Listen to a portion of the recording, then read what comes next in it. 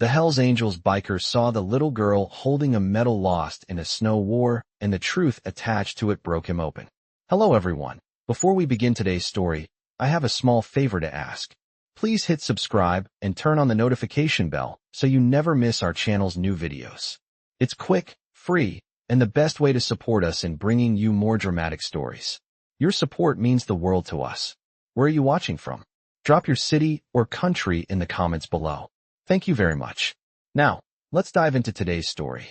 On the coldest night of the year, with the wind howling and the snow falling thick, a lone biker made his way down an empty road. The harsh winter had already claimed its first victims, and the only sounds were the roar of the engine and the whistle of the wind as it whipped through the trees. Jake Reaper Morrison, a seasoned Hells Angels member, had seen it all: wars, betrayals, and endless nights on the road. But this was different. This was something he couldn't ignore. As he rode through the quiet night, his headlights caught something on the side of the road. At first, it seemed like just another patch of snow.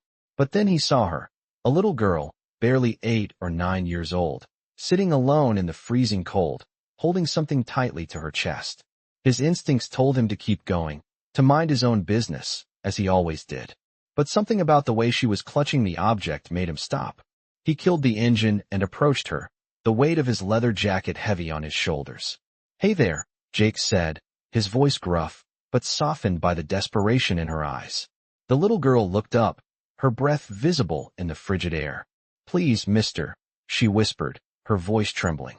"I need help. This is all I have left." She held up the object tightly, an old, tarnished medal, the kind that soldiers would wear proudly, the kind of medal that had seen more than its fair share of battles. Jake knelt down, his worn boots crunching in the snow. "What's this?" he asked, his voice barely above a whisper. The girl's eyes filled with tears as she looked down at the medal. "It belonged to my grandpa," she said, her small hands shaking. He was a soldier. He fought in the war. He told me it would protect me. But now, he's gone. And I'm all alone." Jake's heart twisted in his chest. The world was full of broken people, but something about this girl's story hit too close to home. The war, the loss, the emptiness. It was a reminder of the things he'd left behind, the things he'd tried to forget. As he stared at the medal, something inside him snapped. He didn't know why, but he knew he couldn't leave her there. "Come on," he said, gently taking her hand. "Let's get you out of the cold." As they walked back to his bike, the weight of the medal in his hand felt heavier than ever. This was no ordinary piece of metal. It carried a history, a story of sacrifice, of battles fought and lives lost. And now, it was in his hands. The little girl climbed onto the bike behind him, wrapping her arms around his waist. The engine roared to life, and they sped off into the night, the snow falling harder around them. As they rode, Jake couldn't shake the feeling that this was just the beginning of a story he never expected to be a part of, a story that would change him forever. "I know the weight of the road well, but nothing in my years on the road had prepared me for what came next. I rode through the night with the girl, Emma, holding tight to my back, her small hands gripping my waist as the wind howled through the empty streets. We didn't speak much, but I could feel her trembling against me, the cold biting through our layers of clothing. We reached the outskirts of town, and I took a turn down a narrow dirt road, where I kept my bike and my makeshift home, a garage converted into a small living space. The place was nothing special. A few tools, a cot, and a battered workbench, but it was home. I killed the engine, and Emma climbed off the bike, her boots crunching in the snow as she followed me inside. "It's warm in here," I said, pulling off my jacket and hanging it on a hook by the door. Emma nodded silently, taking in the small room. She seemed so out of place here, so fragile, compared to the tough exterior I had built over the years. I could see her eyeing the pictures on the walls, the old biker memorabilia, faded photos of rides past, and patches from clubs I had left behind. I'd lived a life that had little room for innocence, and I wasn't sure how to handle this little girl who had just walked into it. I sat down at the desk and took the medal from my jacket pocket, holding it up under the light. The medal was worn, old, and heavy, with engravings I couldn't quite make out. There was a deep connection between it and Emma, something I didn't fully understand. "This medal," I said softly, "it means something, doesn't it?" Emma looked at me, her eyes wide, and nodded. "It belonged to my grandfather. He fought in the war. He always told me it would keep me safe. She paused, her voice barely above a whisper. He's gone now. The medal is all I have left of him. The weight of her words hit me hard. I hadn't heard the story, but I knew the truth. The war, the pain, the sacrifice, it was all connected to this small piece of metal. I could see it now, in the way she held it like it was the last piece of her past, the last link to a family that had been torn apart. I stood up, walking over to the old armchair by the window. The room was quiet except for the faint hum of the heater and the steady ticking of a clock on the wall. I didn't know what to say next, or how to ease the pain that was clearly there, hidden behind Emma's brave little face. But before I could speak, Emma spoke again. "Do you think I'm crazy?" she asked, her voice quiet. "I don't know what to do with it. It's all I have left, but it feels like it's holding me back." I turned and looked at her, really looked at her for the first time. She wasn't just a scared little girl holding on to something she didn't fully understand. She was strong, in her own way. She had the courage to walk through the cold, to help a stranger like me. "No, Emma," I said, my voice steady. "You're not crazy. You're just holding on to something that means a lot. And sometimes, that's all we have left."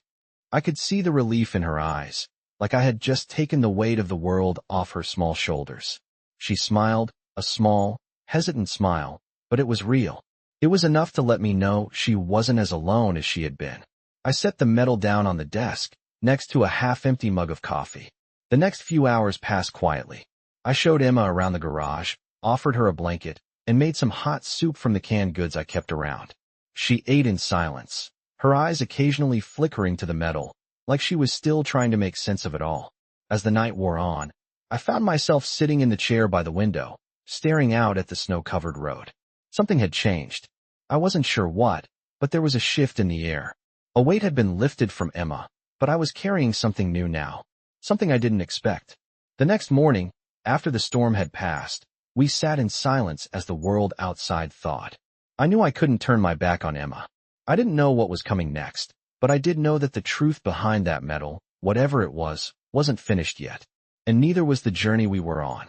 I woke up the next morning to a stillness I hadn't felt in years. The cold was still biting, but there was something different about it now. It wasn't just the chill of winter in the air, it was the weight of what had happened the night before.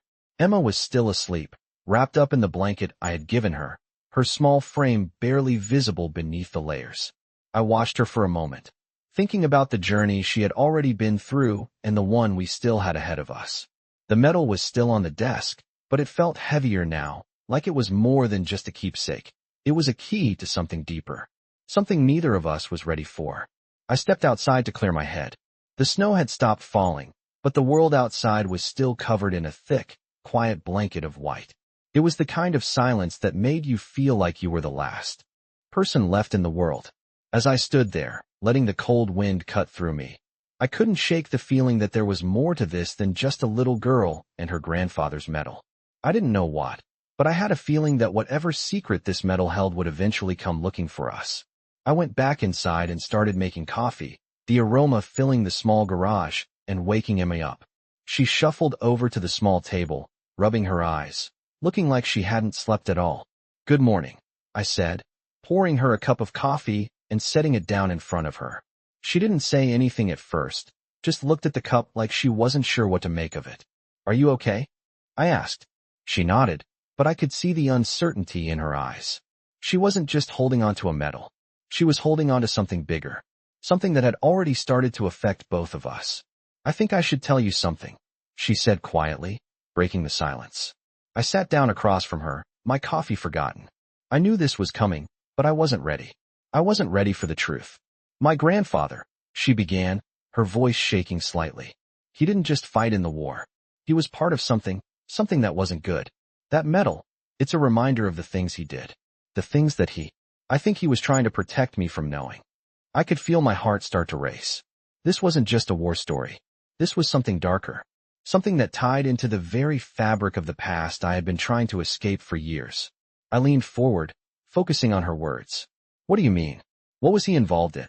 Emma took a deep breath, like she was bracing herself for something that had been buried deep inside her for too long. "He was a soldier, yes," she said, "but he was also a part of a secret operation. A mission that went wrong. He had to hide it, even from my grandmother. That medal, it was supposed to be a symbol of honor, but it's also a marker of something that went horribly wrong. Something that led to a lot of pain and loss. Her words hung in the air like a fog, thick with secrets. I didn't know what to say. This wasn't just a medal. This was a doorway to a past neither of us could avoid. I could see the fear in her eyes now. She wasn't just scared of the people who might come looking for the medal. She was scared of what it meant for her family. Scared of what it meant for her. We need to find out more, I said, my voice steady, though I wasn't sure where this road would take us. We need to know the whole truth. Emma nodded slowly, but I could tell she wasn't sure she was ready for it. Neither of us was. But there was no turning back now. The past had already started catching up with us. We spent the next few hours going through the old boxes in the garage, searching for anything that might give us more answers. The boxes were filled with old military files, photographs, and journals, all of it dating back to the war. But none of it gave us any clear answers. It was like a puzzle missing pieces. There has to be something, I muttered, going through a stack of papers. Then I found it. A small, yellowed envelope, tucked away at the bottom of one of the boxes.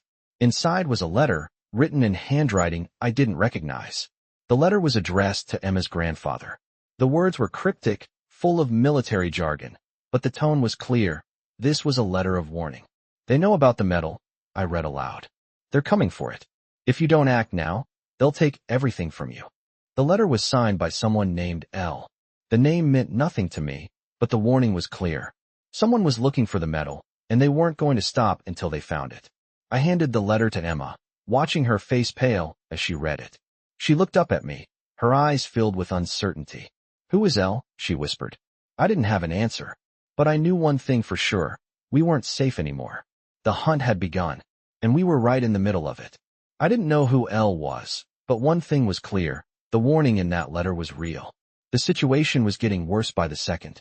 I had to move fast, but I wasn't sure where to start. Whoever was looking for that medal wasn't just going to walk away. The sound of the wind outside was louder now, almost like a warning itself. We couldn't stay here for long. I had to get Emma out of this garage before things escalated any further. I glanced at her, her face pale, but determined. She wasn't just some helpless kid. She had a fire in her, something I didn't see in many people, let alone a child. "We need to leave," I said, my voice steady, but there was a nervous edge to it. "Pack your things, we're moving out." Emma didn't ask any questions, just nodded and moved to gather the few belongings she had. I could see the worry in her eyes, but she didn't speak it. She trusted me. That trust felt like a weight I hadn't expected, but it also gave me a sense of responsibility I couldn't shake off. As Emma packed, I went over the letter again. The message was simple. They know about the medal. The urgency was unmistakable. Whoever L was, they were aware of the danger, and it was only a matter of time before more people showed up. I needed to figure out who this L was, and why they were so involved with the medal. There was one place to start, the military files I had found earlier. Among the piles of old documents, I spotted a file that was strangely new compared to the others. It wasn't dusty like the rest. My heart raced as I opened it. Inside was more than just papers. There were photographs, sketches, and more letters, each one detailing operations I couldn't fully understand, operations I shouldn't know about. And then, there it was, a name. Lillian Cartwright. The name meant nothing to me, but I felt a chill run down my spine. There was something about the way it was written, like it was meant to stand out. I grabbed my phone, quickly searching the name. What I found was startling. Lillian Cartwright was a former officer, military intelligence. She had been involved in some of the most covert operations during the war, but there was little information on what happened to her after that. The search results were sparse, but one thing was clear. She was not someone to be taken lightly. This woman, whoever she was in deep with whatever was tied to that medal. I shoved the file back into the box and turned to Emma. She was ready. I could tell she was scared, but she didn't say anything. She trusted me, and I wasn't going to let her down. We couldn't stay here. I grabbed the keys to the bike and started it up, the roar of the engine shaking off the tension in the room. "Get on," I said to Emma. "We're leaving." As I watched her climb onto the bike, I felt the weight of what was coming. I didn't know where we were going, but I knew one thing. This wasn't going to be easy. We couldn't go to the police. If Lillian Cartwright and whoever else was behind this were involved, the authorities might already be compromised. We were on our own. We drove through the streets, the wind biting at our faces. I didn't look back. I couldn't afford to. The danger was real, and the closer we got to the truth, the more dangerous it would become. As we rode, I felt the familiar burn of old wounds in my chest. It wasn't just the danger that was bothering me. It was the ghosts of my past, creeping in. I hadn't been the kind of man to get involved in other people's business. But now it was different. Now, Emma was involved, and I wasn't going to let anyone hurt her. We rode for hours, stopping only when necessary, moving as fast as we could without drawing attention. I wasn't sure where we were heading, but I had to find somewhere safe. It wasn't until the sun was beginning to set that we pulled into a small, out-of-the-way motel. The kind of place where people like us could disappear for a while. I parked the bike and let Emma inside. The room was small, but it had a bed and a door that locked. It would do for now. I sat down at the small table, the weight of everything pressing down on me. Emma was sitting on the bed, watching me quietly. She didn't ask any questions. She didn't need to. I could see it in her eyes. She knew what was at stake. The metal, the war, the people behind it, it was all tied together. And now, we were in the middle of it. As I looked at Emma, I realized something. This wasn't just about protecting her anymore. This was about making sure the truth came out.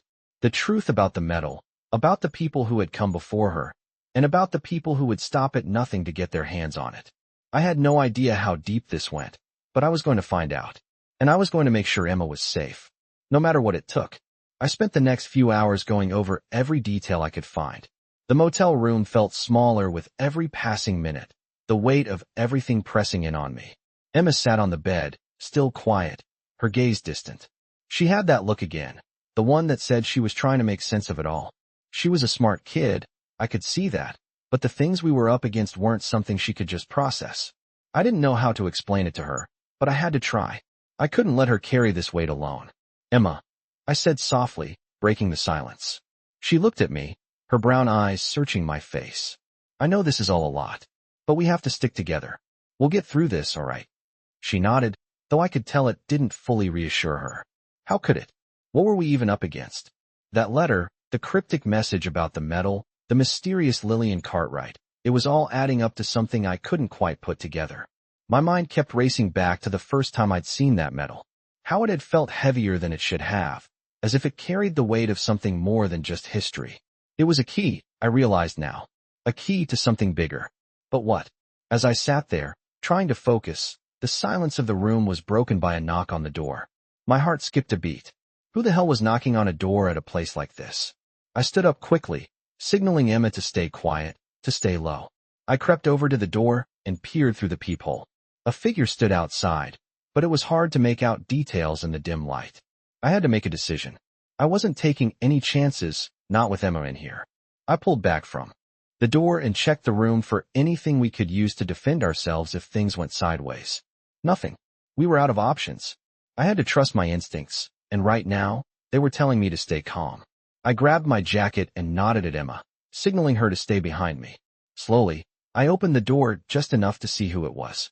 The man outside was tall, his face shadowed by the brim of a worn baseball cap. He didn't look like the usual type of visitor you'd expect in a place like this. "You Jake Morrison?" he asked, his voice low and calm. My instincts were still on edge, but I couldn't afford to make a scene. "Who wants to know?" I replied, keeping my voice steady. The man glanced around, making sure no one else was around. "Name's Mason," he said. "I've been looking for you. We need to talk. About the girl and the metal." My stomach dropped. I didn't know who this guy was, but it was clear that he knew more than he should. He knew Emma's name. He knew about the metal. That was more than enough for me to decide he wasn't here for a friendly chat. I stepped out of the room, closing the door quietly behind me, making sure Emma was out of sight. I didn't want her hearing any of this. "What's this about?" I asked, trying to keep the tension from my voice. "You've got something that belongs to someone else," Mason said, his eyes narrowing as he looked me up and down. "Something that could cause a lot of problems if it falls into the wrong hands." I didn't say anything. I wasn't about to give him anything. Not yet. "You've got no idea what you're involved in," he continued, taking a step closer. "That metal isn't just a family heirloom. It's a symbol, a key to a bigger story than you can imagine." I stayed silent, trying to piece together what he was saying. Who the hell are you really? I asked. Mason hesitated, but only for a moment. I'm someone who knows how dangerous this situation is, he said, his voice cold. And I'm here to help you. If you want to survive. The words hit me harder than I expected. Help? I wasn't sure if I could trust this guy, but the look in his eyes told me he wasn't lying. Whatever was going on, he was involved.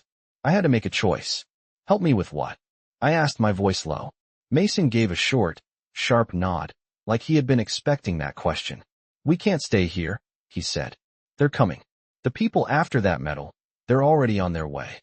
I felt a knot tighten in my stomach. This was bigger than I thought. Whatever was tied to that metal was about to pull us into something much darker than I had imagined.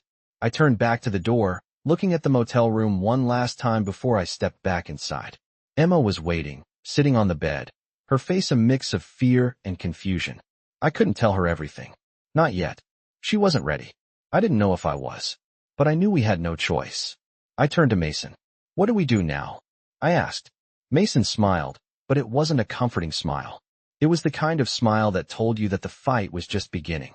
We run, he said, and we make sure they don't catch us. I nodded. There was no time to waste. We had to move. Now. I didn't need to ask any more questions. Mason's face told me everything I needed to know. He wasn't just some random guy showing up at the wrong moment. This was personal for him. I could see it in the way his jaw was clenched, the urgency in his movements. The fact that he was now standing in front of me, telling me to leave this motel room, told me everything I needed to know. The people after the metal were close, and they wouldn't hesitate to burn everything down to get it. There was no time to waste. I grabbed Emma's hand, and we headed for the door. She didn't ask where we were going. She didn't have to. She trusted me, even if she didn't fully understand what was going on. The streets outside were silent, the early morning fog still hanging low over the city. As we walked quickly, Mason led the way, glancing over his shoulder every few steps, clearly checking for anyone who might be tailing us. I kept my hand on Emma's, making sure she was always close. She was scared, I could tell, but she wasn't asking questions. She was following my lead. We reached the bike, and I motioned for Emma to get on. I could feel the cold creeping in, but the adrenaline coursing through me kept me moving faster than I ever had before. Where are we going? I asked Mason, trying to keep my voice steady. We need to make a stop first, Mason said. Then we head out of the city. His eyes flicked to Emma, then back to me. This is bigger than you think. I nodded. I had no illusions about how deep this had gotten. The danger was real. The people after us weren't playing games. I revved the engine of the bike, and we took off. I didn't know where Mason was leading us, but I had no choice but to follow. The city lights blurred past us as we made our way to the outskirts of town. The streets were empty, most people still asleep, unaware of the storm that was brewing just beneath the surface. Mason led us down a series of back alleys, each turn taking us deeper into the heart of the unknown. I didn't like the feeling in my gut. I didn't like the fact that I had no idea where we were headed, but I knew we had to keep moving. There was no turning back. Finally, Mason pulled into a small, nondescript building. It looked like an old storage unit or warehouse, abandoned for years. The place had an eerie silence about it, like it hadn't been touched in decades. Wait here, Mason said. He didn't give us any explanation, just a firm order. I didn't argue. I didn't know what he was up to, but I knew one thing for sure. He wasn't wasting our time. I sat on the bike, Emma still clutching me from behind. The cold was starting to bite, but I kept my focus. I wasn't taking my eyes off Mason as he disappeared into the building. I couldn't shake the feeling that we were being watched.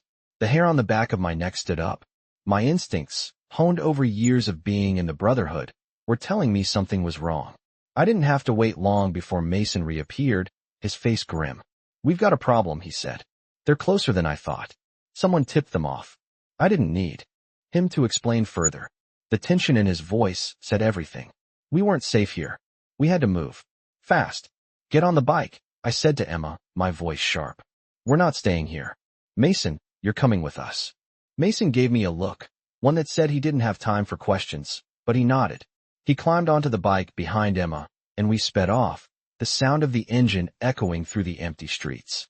As we rode, I could feel the weight of everything pressing down on me. The metal, the people after it, the secrets we were all tangled in. It was all coming to a head. and I didn't know if we were going to make it out alive. The more I thought about it, the more I realized I didn't have all the pieces of the puzzle.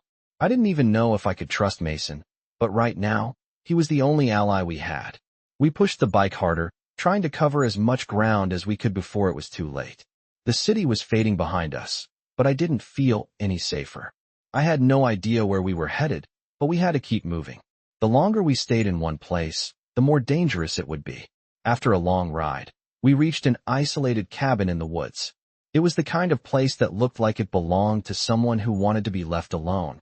Just the kind of place we needed right now. Mason led us inside, and the warmth of the cabin was a welcome relief from the cold. But there was no time to relax. We had to keep our guard up. Mason shut the door behind us, locking it tight. He looked at both of us, his face serious. "We're safe here for now," he said. "But we can't stay long. They'll be coming for us, and we need to be ready." I nodded, trying to focus. Emma looked at me, her eyes wide with fear. She was holding the metal tightly in her hands, like it was the only thing keeping her grounded in all this chaos. I couldn't blame her. It felt like the whole world was closing in on us. But we couldn't stop. We had to keep moving, keep fighting. Whatever was tied to that metal was bigger than any of us, and we were about to find out just how deep the rabbit hole went. I sat by the window, staring out into the woods. The silence was deafening, the kind of silence that made you feel like something was about to break. Mason had set up camp in the corner of the cabin, checking his gear, getting ready for whatever was coming next. Emma was curled up on the couch, her eyes fixated on the metal in her hands. The weight of it seemed to be growing heavier by the second. I didn't know what we were up against, but I knew it was something bigger than just a missing soldier's medal. There was a storm brewing, and it wasn't just the weather. The kind of storm that tore through everything in its path, leaving nothing but destruction behind. The door creaked open, and Mason walked over to where I sat. His face was tense, like he hadn't slept in days. "We can't stay here," he said quietly, lowering his voice so Emma wouldn't hear. "They'll be here soon. We need to move." I stood up, my mind racing. I didn't need any more convincing. We'd been running for hours, and it wasn't like I had any real plan. But Mason wasn't wrong. The people after the metal were closing in, and we were running out of time. "Where do we go?" I asked. Mason looked at me, his eyes narrowing. "I know a place. It's off the grid. We'll be safe there for a while." I didn't ask any more questions. We had no other choice but to trust him. We had to move quickly. I turned to Emma, who had heard the conversation. Her wide eyes were filled with confusion and fear, but she didn't say anything. She stood up, clutching the metal tightly in her hand. "We're leaving," I told her. She nodded, not saying a word. I could see she was scared, but there was something else in her eyes now, a quiet determination. We packed up quickly, throwing whatever we could into bags. The cabin felt too small, too exposed. I could feel the pressure of the outside world closing in on us. As we walked out of the cabin, the cold air hit me like a slap in the face. It was even colder than before, the wind biting through my jacket. Mason led the way, with Emma and I following behind. I couldn't shake the feeling that we were being watched. It was too quiet. No birds, no animals. Just the sound of our footsteps crunching in the snow. Mason didn't say anything, but I could tell he was on high alert.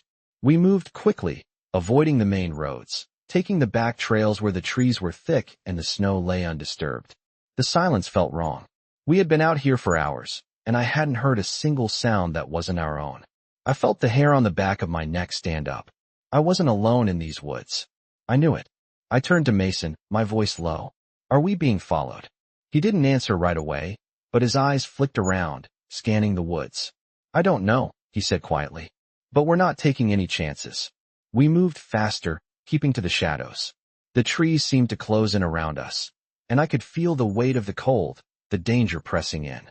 We had no idea who was out there, but I knew they were close. I wasn't the only one who could feel it. Emma was walking beside me, her small hand in mine. I could feel her shivering, but she didn't complain. She was as tough as anyone I knew. We reached a clearing, and Mason stopped abruptly, his eyes darting around. "Stay close," he muttered. We stepped into the clearing, and I could see the outline of an old shack up ahead. It was barely visible through the trees, but I knew it had to be the place Mason was talking about.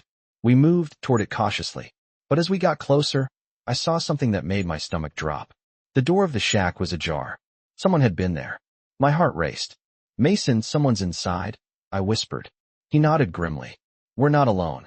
The wind picked up, howling through the trees, but it did nothing to drown out the feeling of unease that settled in my chest. Mason moved forward, signaling for Emma and I to stay behind him. We followed as he crept closer to the door. I could hear the faint sound of voices, but I couldn't make out the words. We were too late. Whoever was here, they had already gotten to the shack. Mason motioned for us to stop. Wait here, he said, his voice low. I held my breath as I watched him approach the door. He pushed it open just a crack, peering inside. The moment he did, he froze. It's them, he muttered. My heart sank. The people we were running from had found us.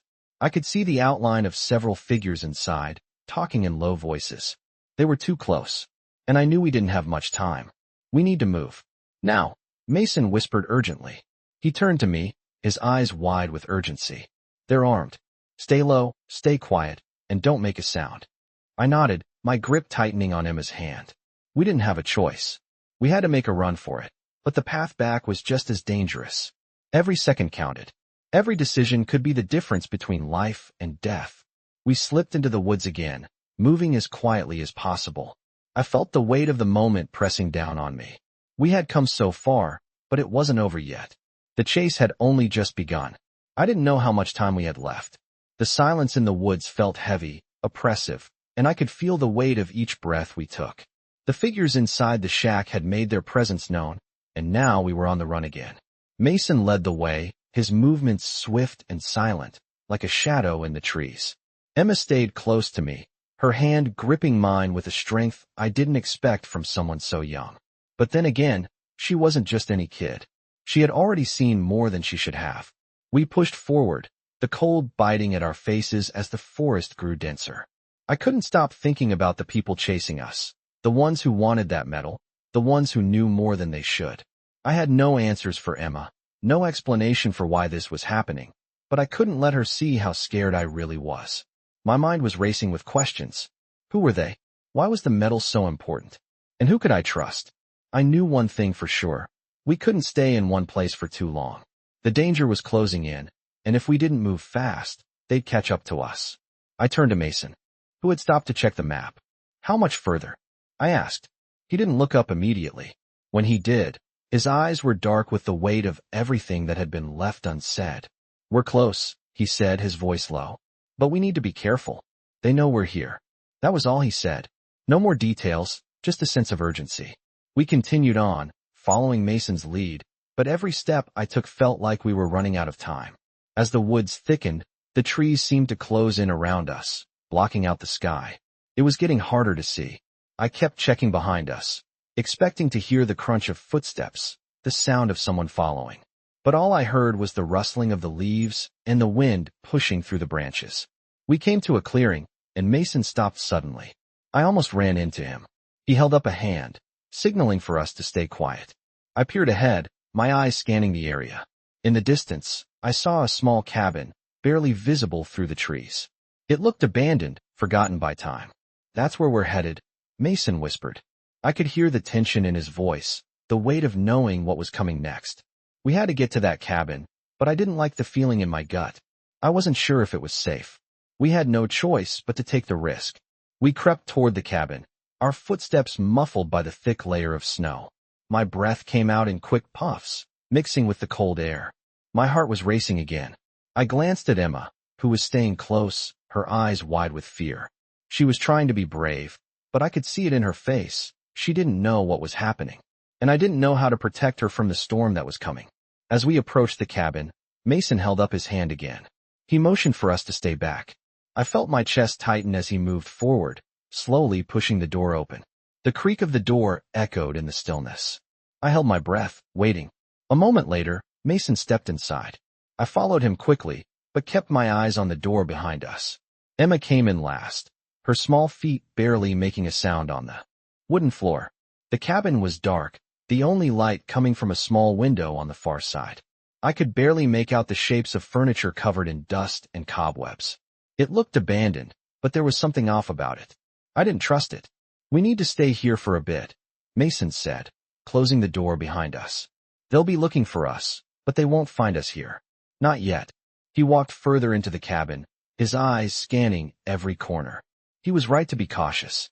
We didn't know who was after us, or how far they were willing to go. I felt the tension building again, like something was about to break. "What now?" I asked, trying to keep my voice steady. Mason turned to face me, his face grim. "Now we wait," he said. "But we have to be ready. They'll come looking for us, and when they do, we'll have to make a move. We can't stay here for long." I nodded, trying to make sense of everything. The walls of the cabin felt like they were closing in, but it was better than being out in the open. For now, we had no choice but to wait. The next few hours felt like days. We kept the fire going, but the warmth didn't seem to reach the pit in my stomach. Mason went over his gear, checking his weapons, making sure everything was in place. I watched him work, the silence between us stretching out. Emma was sitting on the floor, clutching the metal in her hands again. She was staring at it, her expression unreadable. I wanted to say something, to explain it all, but the truth was, I didn't have the answers. I had no idea what was coming next, and I couldn't promise her anything. We were all in this together, and all we could do now was wait. But the feeling in my gut wasn't going away. The storm was coming, and we were right in the middle of it. I couldn't shake the feeling that we were being watched. Every sound in the cabin seemed amplified, every shadow longer than it should have been. I kept glancing at the windows, though the snow outside made it impossible to see anything beyond the thick curtain of white. The wind howled through the trees, but I knew that wasn't the only thing moving out there. There were people tracking us, closing in on us, and I could feel it in the pit of my stomach. Mason paced back and forth in the small cabin, clearly on edge. His eyes flicked to the door, then to the windows, and back again. He wasn't saying much, but I could tell his mind was racing. He wasn't sure if we were safe here or not. I couldn't blame him. We didn't know who we were up against. How many people were looking for that damn metal? The sound of Emma's quiet breathing was the only thing that kept me grounded in the moment. She was sitting by the fire, holding the metal tightly in her hands. I could see the way she was staring at it, like it held all the answers, all the questions. "What now?" I finally asked Mason. He stopped pacing and looked at me, his face grim. "We wait," he said, his voice low. "But we have to be ready to move at a moment's notice. If they're following us, they won't stop until they get what they want." I nodded, feeling the weight of his words sink in. We were running out of time. I couldn't let Emma get caught in the middle of this, but I didn't know how to keep her safe. The more I thought about it, the more I realized there were only two things we could do: find out what was really going on and stop it, or get the hell out of here and keep running. Neither of those options felt good. As I sat there, staring into the fire, I felt the exhaustion finally start to hit me. I hadn't had a full night's sleep in days, and even though I was tired, I couldn't let myself rest. Not yet. I needed to figure out where we stood and what the next move was. I walked over to the window and peeked out through the small gap between the curtains. The snow had slowed down, but it was still coming down heavy. I couldn't see much, just a blur of white, but I felt like there was something out there, something that was watching. I turned back to Mason, who was still standing by the fire, looking more like a soldier than a biker. "We need to get answers," I said. "We can't keep running like this. We need to know who's behind this and why they're after Emma and that metal." Mason nodded slowly. "I agree, but we don't know who we can trust. The people after that metal are dangerous, and I'm not sure if we have enough time to figure this out before they come for us." He paused, his eyes dark with the weight of what he was saying. "But we can't keep hiding forever. We need to strike first. We need to find out who's pulling the strings and take them down." The thought of going after these people, whoever they were, made my blood run cold. But Mason was right.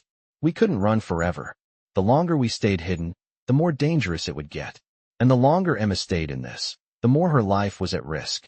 I turned to look at her. She was still sitting by the fire, her eyes locked on the metal, lost in thought. It was like she was carrying the weight of the world on her small shoulders, and I couldn't help but feel responsible for dragging her into it. But she wasn't just a bystander anymore. She was in this with us, and I wasn't going to let anything happen to her. "What do we do next?" I asked Mason, my voice steady even though my heart was pounding. Mason looked at me, his expression hard. "We find out who Lillian Cartwright is, and we find out why she's involved with that metal. The answers are in there, and if we can get to them before they do, we might have a chance." I nodded, feeling the familiar sense of determination creeping in. The thought of taking the fight to them made my blood boil. Whoever they were, whatever they wanted, I wasn't going to let them win. I turned to Emma, who was still clutching the medal in her hands. She looked up at me, and I saw the same fire in her eyes that I had seen in mine when I was her age. "Are you ready to find out the truth?" I asked her. She didn't answer right away. Instead, she just nodded. I could see the fear in her, but I could also see the courage. She wasn't backing down. Neither was I. "All right then," I said, turning to Mason. "Let's do this." We spent the next few hours preparing. Mason checked his weapons, reloaded everything, and made sure we had what we needed. We couldn't afford to make any mistakes. When the time came, we needed to be ready to move fast. I glanced out the window again. The storm had stopped, but the air was still heavy with anticipation. It felt like something was coming. Something big. The clock was ticking, and we had to move before it was too late. I didn't expect the knock to come so soon. It came in the dead of night, breaking the stillness like a thunderclap. My heart was in my throat as I heard the sound of boots crunching on the snow outside the cabin. Mason was up in an instant, moving silently across the room. I barely had time to react before he put his hand on my shoulder, his grip tight. "Stay quiet," he whispered, his voice cold with urgency. "They're here." My breath caught in my throat. The hunt had begun. I could feel my pulse racing as Mason slipped to the door, peeking through a small crack in the wood. His eyes narrowed, scanning the darkened landscape outside. I held my breath, trying not to make a sound, praying they hadn't already found us. "How many?" I finally whispered. Mason didn't answer right away. Instead, he pulled back from the door and turned to face me. "At least 4, he said, his voice low but clear. "And they're armed." My stomach dropped. We were trapped. There was nowhere to run, nowhere to hide. We had to make a decision fast. The old cabin felt like it was shrinking around me. I turned to Emma, who was standing by the window, her small form barely visible in the shadows. She was still clutching the medal, her eyes wide with fear. I could see the confusion in her face, the realization that this was all real, that the nightmare wasn't over. "Stay behind me," I told her, my voice steady. I didn't know if I could protect her, but I wasn't going to let them take her. I wasn't going to let anyone take her. Mason moved to the back of the cabin, checking the window for any possible escape routes. He gave me a quick glance, his eyes sharp. "We're going to have to fight our way out," he said, his tone firm. "Get ready." I nodded, my heart pounding in my chest. I had never been good at running. I had always fought, and I wasn't going to stop now. I grabbed my jacket and pulled it tight around me. Mason was already at the back door, his eyes scanning the dark woods beyond. I knew we couldn't stay in here for long. The sound of the boots was getting closer. I could feel the tension in the air, thick and suffocating. It wasn't just the danger that had my heart racing. It was the fact that we had been found. They were closing in, and I had no idea who they were or what they wanted. But I did know one thing. Whatever it was, it had to do with that damn medal. "Are you ready?" Mason asked, his voice cutting through my thoughts. I nodded. "Let's do this." We moved quickly, silently, each step a calculated risk. We had to get out of the cabin and make it to the bike before they reached us. But it wasn't going to be easy. We could already hear their voices outside, low and muffled, but unmistakably close. The time for talking was over. It was time to act. Mason kicked open the back door, and we stepped into the night, the freezing cold biting at my skin. I could barely see, but I knew where we were heading. The bike was just a few yards away, hidden behind some old trees. I could see the faint outline of it, just enough to give me hope. We had to make it there, fast. I motioned for Emma to follow me, keeping my eyes on the shadows ahead. But before we could make it 5 feet, I heard the unmistakable sound of a gunshot. The sharp crack of the shot rang out through the night air, followed by the sound of rushing footsteps. My heart stopped. "Go. Now," Mason yelled.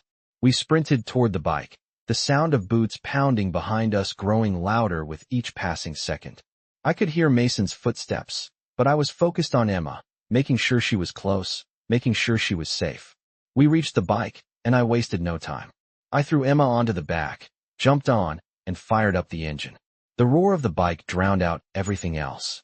And we tore off into the woods, the snow flying up behind us. I didn't look back. We couldn't afford to. I didn't know how many of them there were, or how far behind we were, but I knew we had to get as far as we could. We rode through the night, the cold wind biting at my face, the weight of the situation pressing down on me. The trees blurred past us, a blur of white and black, but I couldn't shake the feeling that they were still out there, still hunting us. The bike roared through the forest, but I knew we couldn't keep this pace for long. We had to find somewhere safe, somewhere they couldn't follow. I didn't know where that place was, but it had to be out there. As we rode, I kept my eyes on the road, trying to push the fear and the uncertainty out of my mind. But it was hard to ignore the feeling that something worse was coming. We had made it this far, but the real fight had only just begun. I could feel the cold wind cutting through my jacket, but there was no time to feel it. The roar of the engine was the only sound that mattered now, drowning out everything else. The bike raced through the woods, the snow-covered path barely visible in the dim light.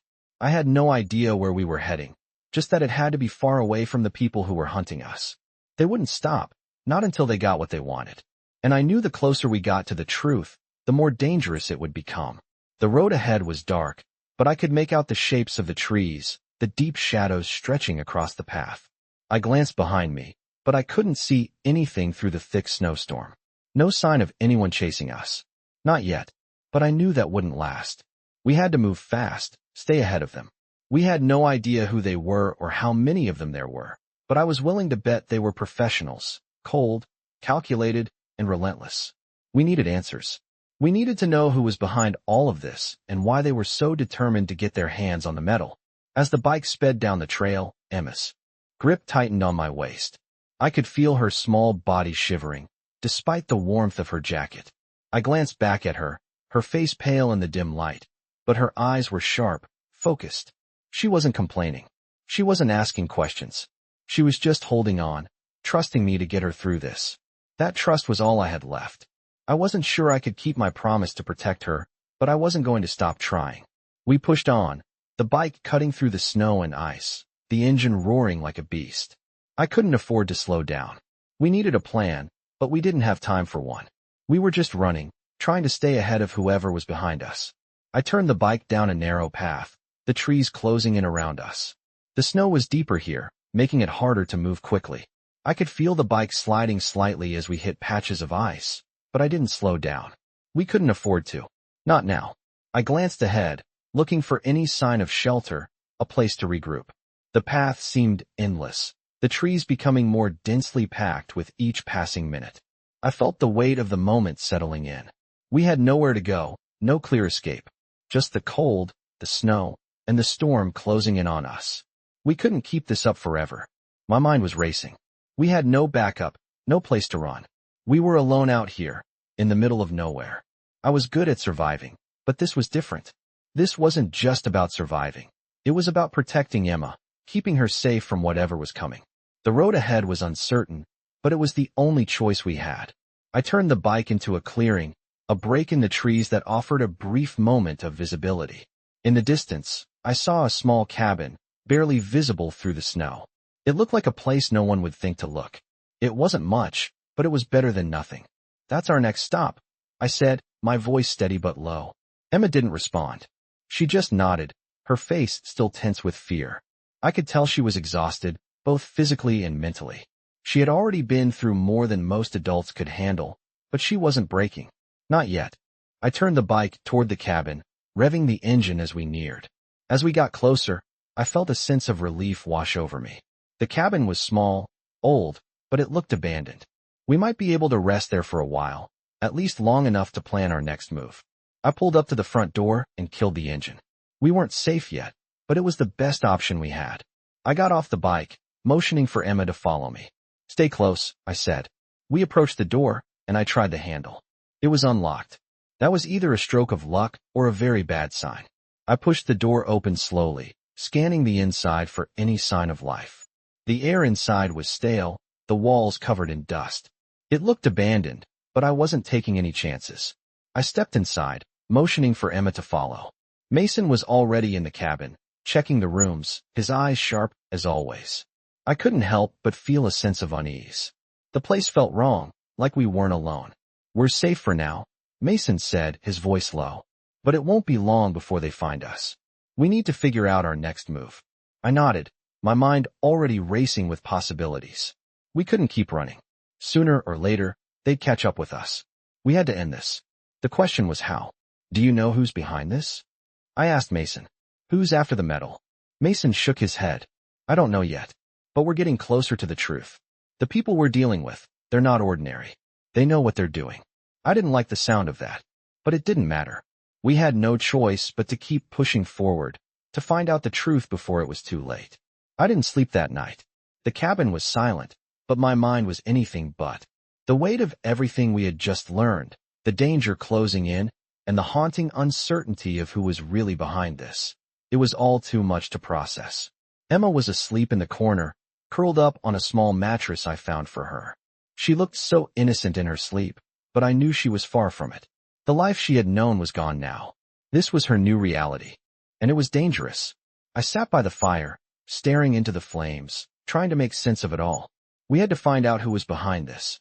We couldn't keep running, couldn't keep hiding. They were getting closer, and sooner or later, we'd be cornered. I wasn't sure what Mason knew, but he had the experience. He was the one who knew how to navigate these kinds of situations, and for now, that was enough. I turned to Mason, who had been standing silently by the window, his eyes scanning the snow-covered ground outside. He had his back to me, but I could tell he was tense. He was always tense. What's our next move? I asked. He didn't respond immediately. The silence between us was heavy, filled with unspoken thoughts. Finally, he turned to face me, his expression grim. We need to head out. We can't stay here. We're too exposed. I nodded. I didn't want to leave, but I knew he was right. We couldn't afford to take any chances. Where do we go? I asked. Mason stepped forward, picking up a small map from the table. There's an old barn about 30 miles from here. It's a dead zone. No one goes there. It'll give us the cover we need to figure out what's going on and what we're really up against. He folded the map, slipping it into his jacket pocket. We need to move now, before they get any closer. I didn't ask any more questions. We had no time for that. I went over to Emma, waking her gently. She groggily opened her eyes, confusion and fear still lingering on her face. We're moving out, I told her. Stay close to me.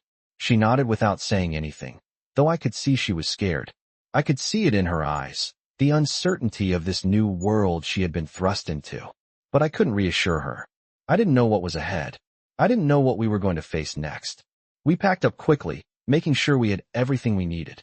I didn't know when we'd be back, or if we'd even make it out of this alive. But we couldn't stay here. We had to keep moving. Mason led the way as we stepped outside, the cold immediately biting at my skin. The snow was heavier now, swirling in the air, making it harder to see. We didn't have time to waste. The path ahead was uncertain, but we had no choice but to follow it. The cabin grew smaller behind us as we trekked through the deepening snow. I could hear Mason's footsteps ahead, but the rest of the world seemed silent. It was like we were the only ones left. My thoughts kept circling back to the metal. What did it mean? Why was it so important? Who was Lillian Cartwright, and why did she want it so badly? The questions gnawed at me, but I had no answers. All I knew was that we couldn't stop until we found them. We couldn't stop until we had the truth. The miles dragged on, and the world around us became a blur of white. The forest was thick, the trees like shadows looming in the distance. I kept my eyes on Mason's back, following him closely. He was the only one who knew where we were going, and right now, that was the only thing I could trust. We were nearly halfway to the barn when I heard it. A sound, faint at first, but unmistakable. The crunch of boots in the snow. My heart skipped a beat. Mason, I hissed, my voice low. He stopped immediately, turning to face me. They found us, I said, my voice steady but filled with dread. Mason's eyes narrowed. Stay quiet, he ordered, his tone hard. We move fast, stay in the trees. We hurried to the side, ducking behind a thick cluster of trees. I held my breath, my heart pounding in my chest. They were close. Too close. I could hear their voices now, muffled but growing louder. I knew they were searching for us, and I knew they wouldn't stop until they found what they were looking for. I motioned for Emma to stay low. She nodded, her small form crouching beside me. We could only hope they hadn't spotted us. The sound of boots grew closer, and I held my breath, praying we wouldn't be found. My mind raced with possibilities, but I couldn't focus on any of them. I couldn't think of anything but getting Emma and myself out of there. The footsteps stopped just a few feet away. I could feel my pulse in my throat, the tension unbearable. Then, just as quickly as they had stopped, The footsteps started again, moving in the opposite direction. I let out a quiet breath, trying to calm myself, but the danger was still out there. I looked at Mason, and he nodded. We were in the clear, for now. We stayed hidden until the sound of the boots faded into the distance. Once the last echo of footsteps had disappeared, Mason turned to me. "We keep moving," he said, his voice grim. "They're still out there." We moved quickly through the trees, the barn still 30 miles away. But now, the urgency was clear. We couldn't stop. We couldn't afford to let up. The danger was too real. The storm was coming, and we were caught in the middle of it. I could feel the tension rising as we pushed forward. The woods were still eerily silent, but the storm that had been looming in the distance felt like it was finally catching up with us. The crunch of our footsteps in the snow was the only sound, and even that felt too loud. Emma was quiet beside me, her small hand wrapped tightly around the metal. I didn't have to look at her to know she was just as anxious as I was. She had been through so much, and this was only getting worse. But there was no turning back now. We had to find the truth, no matter what it cost. The barn was just ahead, barely visible through the trees. I knew it wasn't much, just a dilapidated old building, probably abandoned long ago, but it was the only place we could go. Mason led the way, always alert, always scanning the shadows. We couldn't afford to be caught off guard again. When we reached the barn, Mason pushed the door open slowly, the hinges creaking in protest. I held my breath as we stepped inside. It was dark and smelled of mold and old wood, but at least it was safe, for now. We moved quietly, setting our bags down in the corner. I turned to Mason, my mind racing with questions. "What now?" I asked, my voice low. Mason didn't look up. He was checking the place over, making sure there were no surprises waiting for us. "We wait," he said. "We wait until we can figure out what we're dealing with. And then we make our move." I nodded, though I knew waiting wouldn't be easy. We had already been on the run for so long, and each day felt like we were slipping further into danger. We needed answers. We needed to know who was behind all of this, and why they wanted the metal so badly. As the hours passed, the stillness in the barn grew heavier. The wind howled outside, but inside, everything was quiet.